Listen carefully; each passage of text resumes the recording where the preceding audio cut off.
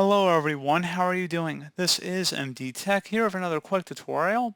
In today's tutorial, I'm going to show you guys how to resolve the LAPRXY.DLL file is missing error on your Windows 11 computer. So I imagine this could definitely be a frustrating issue, and in today's tutorial I'm going to show you guys how to hopefully resolve it without too much of a hassle, and we're going to go ahead and jump straight into it.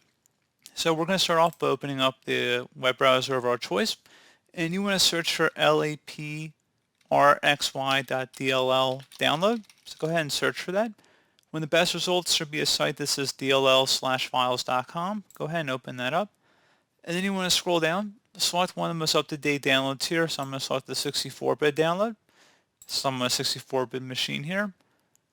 It will take a couple seconds to initialize the download. And once it's downloaded, just click the little up arrow and then select Show in Folder. You can close out the web browser at this time. We're going to double click on the folder, and then I'm going to take this DLL file inside of it and drag it over to my desktop.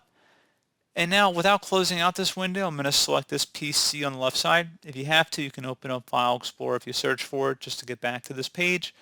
And we're going to double click on our local disk. So go ahead and double click on that. Do the same thing now for the Windows folder. And now you want to go down to System32, just locate it, and then take the DLL file we dragged over to our desktop a little while ago and drop it right into the System32 folder. You will need to provide administrator permission to move to this folder. Select Continue. And then once you've done that, close out of here and restart your device.